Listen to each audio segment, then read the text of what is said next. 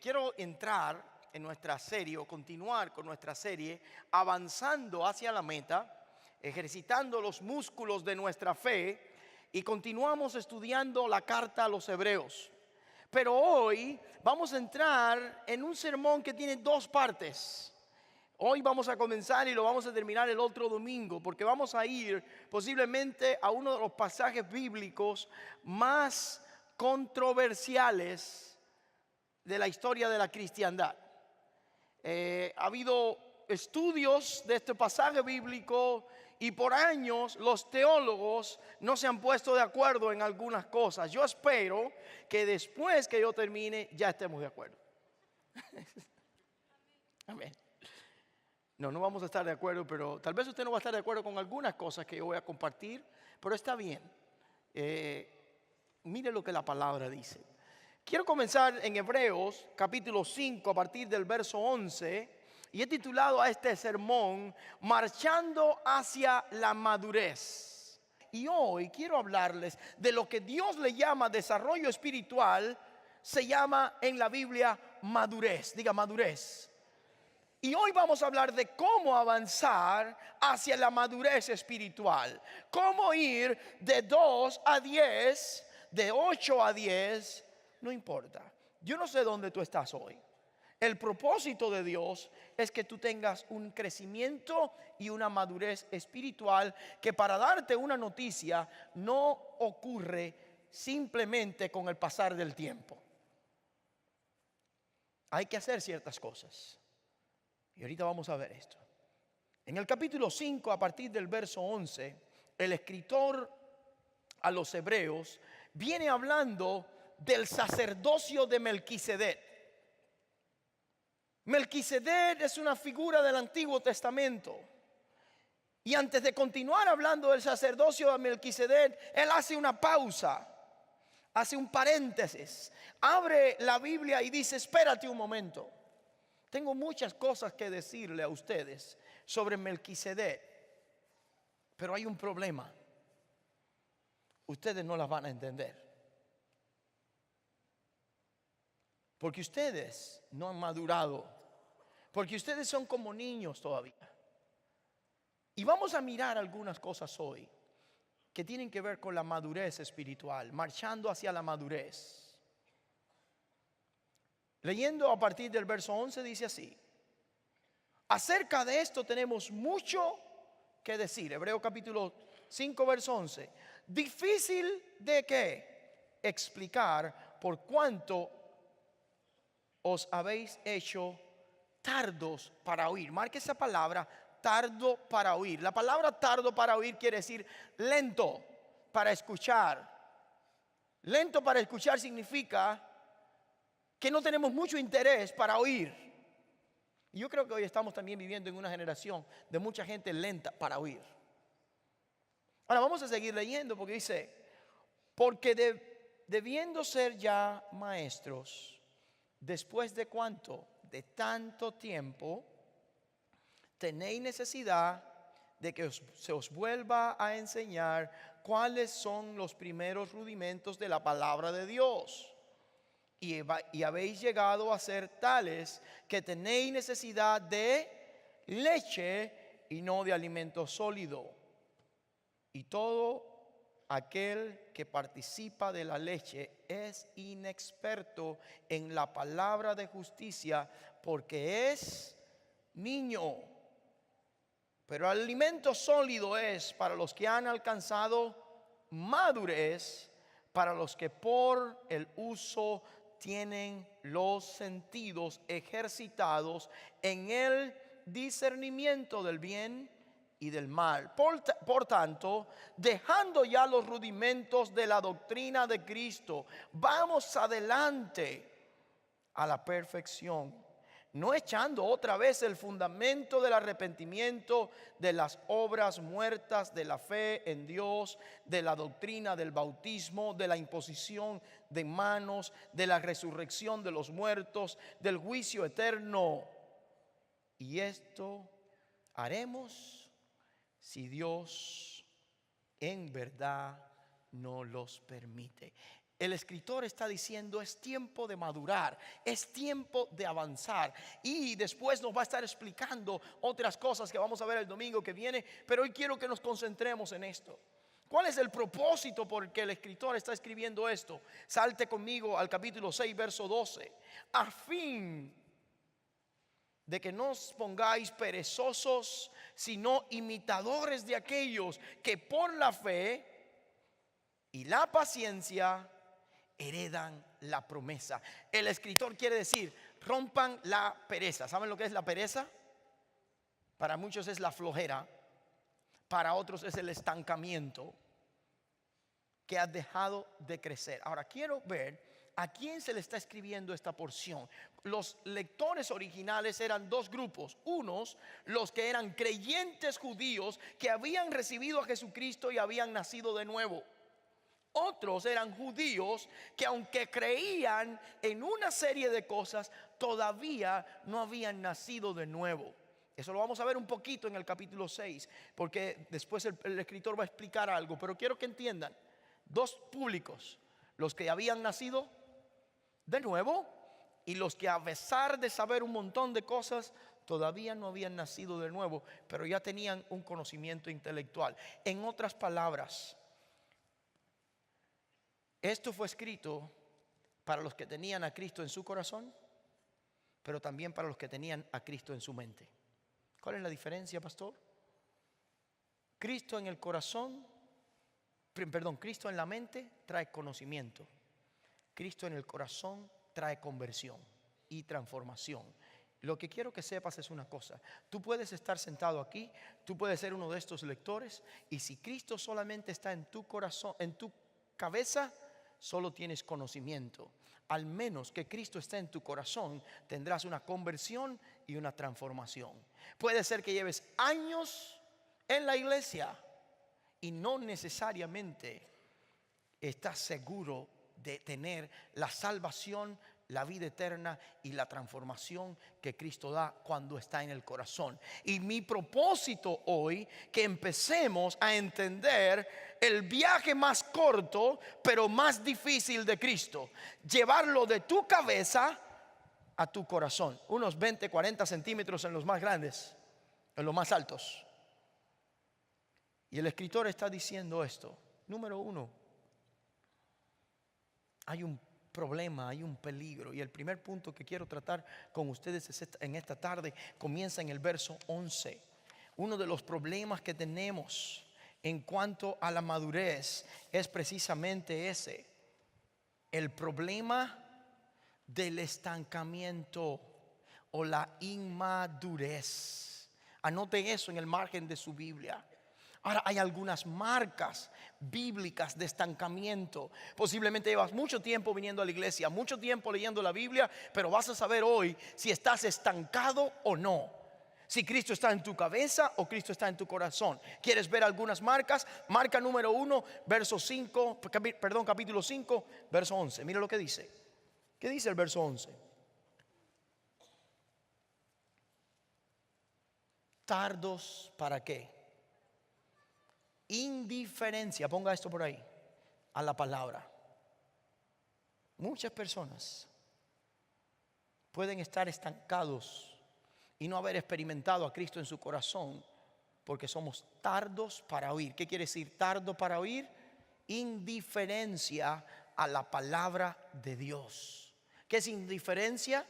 Cuando oyes la Biblia, escuchas predicación, lees la Biblia, pero todo te parece aburrido. Es como que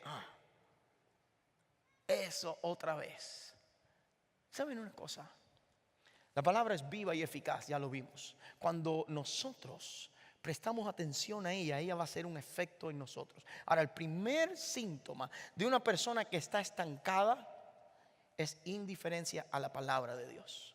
¿Tardo para qué? Dice, pastor, ya yo estoy viendo eso. Ok. Un oído ¿qué? Perezoso. Indiferencia ante la palabra. Número 2, en el mismo verso que viene. En el verso 12 nos dice otro. Dice, porque debiendo ser ¿qué? Ya que maestros después de ¿qué? Diga, tanto tiempo. ¿Saben que el tiempo no te dice nada? Hay personas que llevan 10 años viniendo a la iglesia y hay personas que llevan 2 años. Y nos encontramos que hay personas con 2 años con más pasión, con más transformación que el que lleva 10 años. ¿Sabe por qué? Porque el tiempo no define, sino cómo tu oído se abre a la palabra. Ahora, quiero decirles más. Dice, llevando tanto tiempo, tenéis necesidad ¿de qué? Que se os vuelva a enseñar cuáles son los primeros rudimentos de la palabra de Dios. Y habéis llegado a ser tal que tienen necesidad ¿de qué? De leche espiritual otra vez. La segunda marca de estancamiento es la incapacidad de entender la palabra de Dios. Incapacidad de entender. Una persona que está indiferente a la palabra e incapaz ¿de qué? De entender. No entiendo nada. Dice, pastor, yo estoy en eso. No se preocupe, hay solución. ¿Ok? Solamente es para que te acomodes donde estás. Ahora, miren lo que dice el verso 13. No solamente dice, debían ser ya qué. El verso 12, debían ser qué. Maestros. Debían ser maestros, pero eran qué. Bebés. No solamente la incapacidad para entender es una marca, sino la incapacidad para enseñar. ¿Sabes que estás estancado cuando no puedes enseñarle nada de la palabra de Dios a otro? ¿Soy indiferente? ¿Soy incapaz de enseñarla? ¿Y soy incapaz de qué? De entenderla. Y el escritor está diciendo, tengo cosas complicadas que decirle, pero ustedes no están listos, porque ustedes son niños, porque están estancados. Y su oído no ha respondido a la palabra. Ustedes ni pueden enseñarla, ni pueden aprenderla. ¿Entienden cuál es la frustración? Y el pastor, yo no puedo enseñar nada. Hay solución. Hay solución. Y por último, verso 14. Miren esto es poderoso y a mí me preocupa esto. Verso 14 dice, ¿qué dice el verso 14? Dice, pero alimento sólido es para los que han alcanzado ¿qué? Madurez. Para los que por el uso tienen los sentidos ¿qué? Ejercitados en el discernimiento de ¿qué? ¿Saben cuál es otra marca de que una persona está estancada espiritualmente? Que no puede discernir entre el bien y el mal. Y esto póngale incapacidad para discernir entre el bien y el mal. ¿Qué es lo que hace un niño con cualquier cosa que agarra? Ayúdeme. ¿Se lo lleva a qué? No importa si es veneno o si es qué, comida o un dulce, ¿sí o no? ¿Está bien? ¿Qué es lo que hace un cristiano espiritualmente estancado y bebé? Cualquier tontería que oye de cualquier predicador o predicación se lo come creyendo que es verdad, porque tiene la incapacidad de discernir qué es correcto y qué es incorrecto. ¿Por qué? Porque por tanto tiempo ha estado ignorante de la palabra, incapacitado de entenderla e incapacitado de enseñarla, que ahora está incapacitado de discernirla. Y por eso hoy tenemos tanta falsa doctrina penetrando a tanta gente que se llama cristiano, a tanta gente que está en la iglesia, porque hay tardos de oído, tardos para aprender, tardos para enseñar y tontos para digerir. Y cualquier cosa que viene que parece cristiana y que parece bíblica, ahí se lo lleva usted ¿a dónde? A la boca. El propósito de Dios está en el verso 14. Y el segundo punto que quiero decir es este: tú no tienes que ser inmaduro, tú no tienes que estar en esa condición, tú no tienes que estar estancado. El propósito de Dios es que tú puedas llegar a la madurez. El punto 2 que la palabra nos enseña es este: el potencial en Dios es la que, la madurez. Tú puedes madurar. ¿Cómo puedo madurar, pastor? Dice el verso 14, lo tengo que leer otra vez. Dice el verso 14: pero el alimento sólido es para los que han ¿qué? Alcanzado, ¿qué cosa?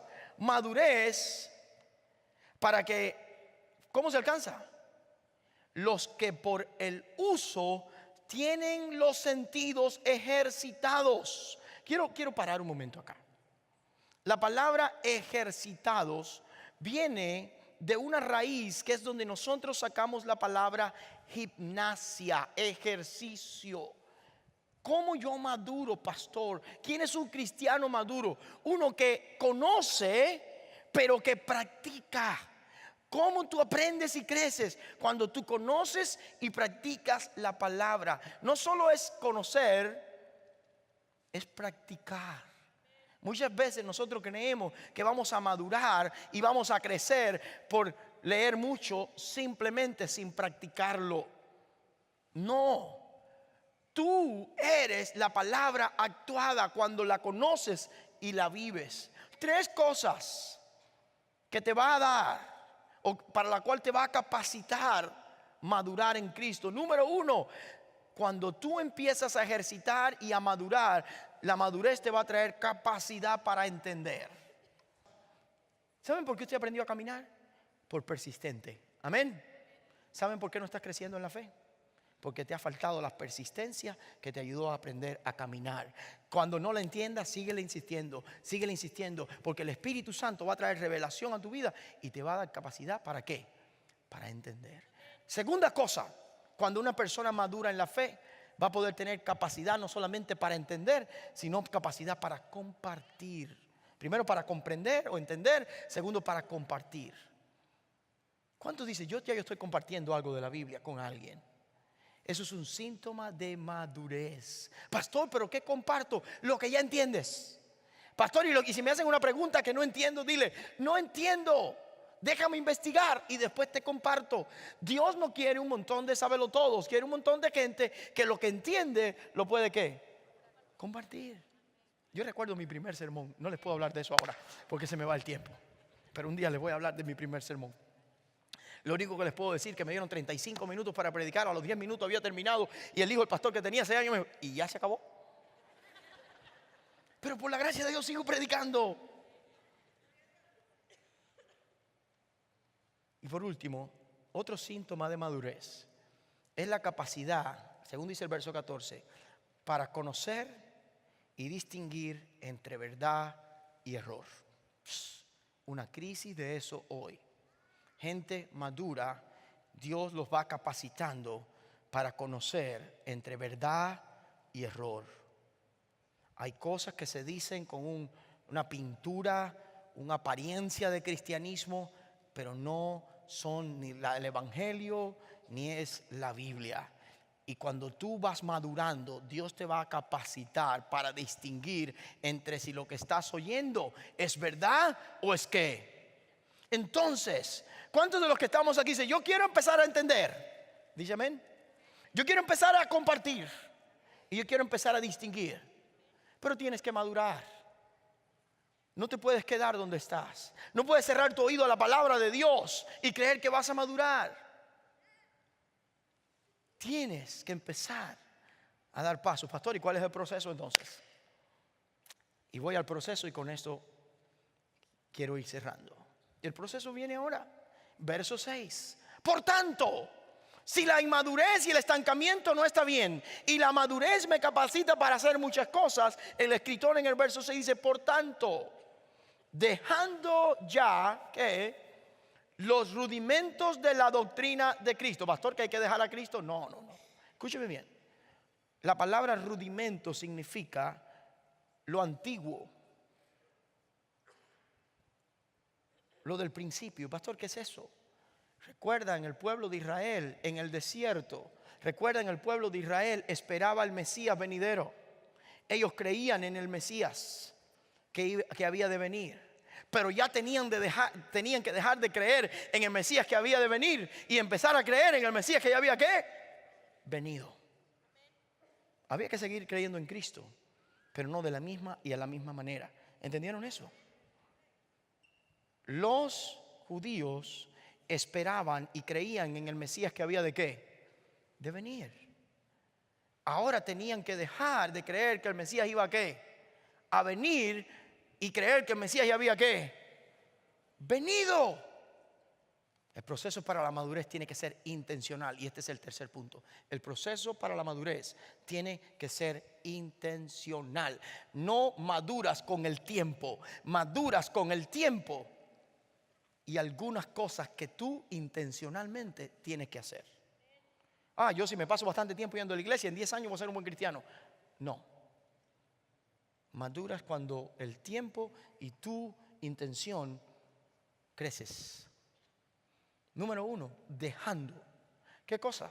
Dejar ciertas cosas atrás. ¿Qué cosas ellos tenían que dejar atrás? Algunas doctrinas del judaísmo. Por ejemplo, voy a leerlas porque están aquí. Número 1, ¿qué dice? La doctrina dice, número 1, el arrepentimiento de las obras muertas. Número 2, la fe en Dios. Número 3, la doctrina del bautismo. Número 4, la imposición de manos. Número 5, la resurrección de los muertos. Y número 6, el juicio eterno. Pastor, ¿hay que dejar de creer en eso? No. Lo que estaba diciendo es que los judíos creían en todas estas cosas intelectualmente. ¿Y saben lo que dice la palabra de la fe intelectual? Santiago 2:19. Tú crees que Dios es uno y bien haces, pero los demonios también creen y ¿qué? Y tiemblan.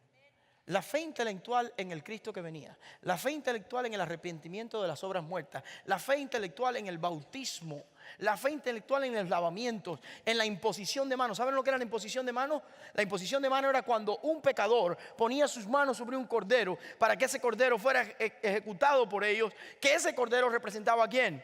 A Cristo. En este momento le está diciendo, dejen eso, ya Cristo vino, ahora es tiempo de avanzar a Cristo. Así, del juicio, de la resurrección de los muertos. Sí, los muertos van a resucitar, pero ahora Cristo está sentado a la diestra del Padre según el orden de Melquisedec, y ustedes no entienden porque todavía no son maduros. ¿Qué cosa hay que dejar? Ciertas doctrinas antiguas. Ahora, para los judíos eran esas. Mi pregunta para ti, ¿cuáles son? Tal vez lo que te enseñó tu abuelita. Tal vez lo que te enseñó tus padres. Mi abuelita me enseñó que si en mi casa se perdía algo, un objeto, había un santo que uno amarraba. Y uno lo amarraba y le decía, Sandima, hasta que no aparezca lo que se me perdió, tú vas a estar amarrado ahí. ¿A alguien le enseñaron esa barbaridad o algo parecido?